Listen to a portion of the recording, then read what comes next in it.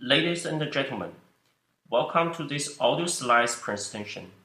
I'm Xianyao Chen. For the next 5 minutes, I would like to introduce a recent paper entitled Global Sea Level Trend during 1993 to 2012, which is published in the journal Global and Planetary Change in this November. The paper mainly investigated the interannual variability and the trend of the global mean sea level change during the satellite period. The empirical mode decomposition method is applied in this paper to separate the intrinsic trend function from the high-frequency sea level variability.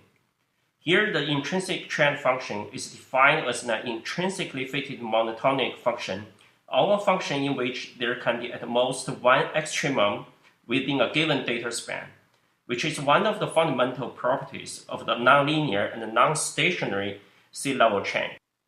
On the interannual timescales, it is found that the instantaneous rate of the global mean sea level varies in a large range than that of the global mean steric sea level on the same timescale. This indicates the change of the ocean mass plays a dominant role in modulating the interannual variability of the global mean sea level. But for the spatial pattern of the interannual variability, the regression of the global sea level and the steric sea level on their interannual components shows very similar ENSO-like patterns. Notice that the global sea level can adjust to changes in the ocean mass within a matter of days through barotropic waves. So the spatial pattern of the ocean mass change on the interannual timescale is nearly homogeneous in the world ocean. This indicates that the spatial pattern of the interannual variability of the global mean sea level should be attributed to the steric sea level change, but the amplitude is dominant by the change of the ocean mass. For the sea level trend during the last 2 decades, it is shown that the global mean sea level is accelerated rising with a mean rate of 3.2 millimeters per year during 1993 to 2003, and starts to decelerate since 2004, and the mean rate drops to 1.8 millimeters per year in 2012. Compared with the trend of the global mean steric sea level and the ocean mass, we could find that the decreasing of the rising trend is mainly due to the stored ocean heat content, which started in the early 2000s. In order to investigate where and how the deceleration happened, we computed the mean trend during 2 periods, before and after 2003.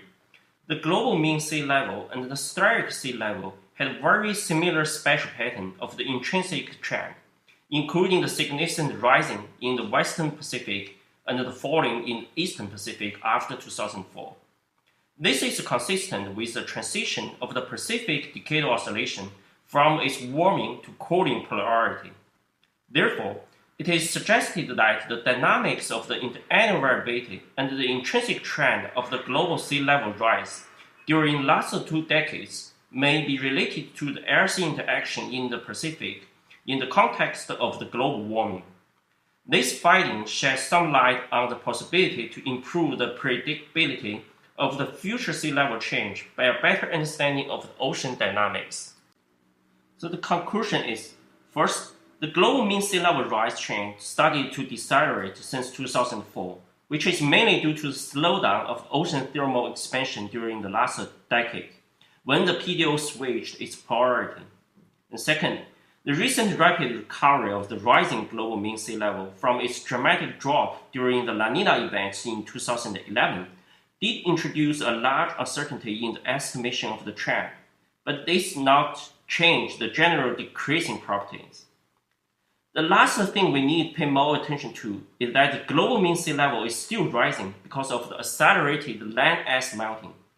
This means that if the land ice keeps melting at the same or even faster pace due to the anthropogenic warming, the world ocean will experience a significant accelerated sea level rise when the Pacific Ocean transitions back to a stage similar to the period during 1993 to 2003. Thanks.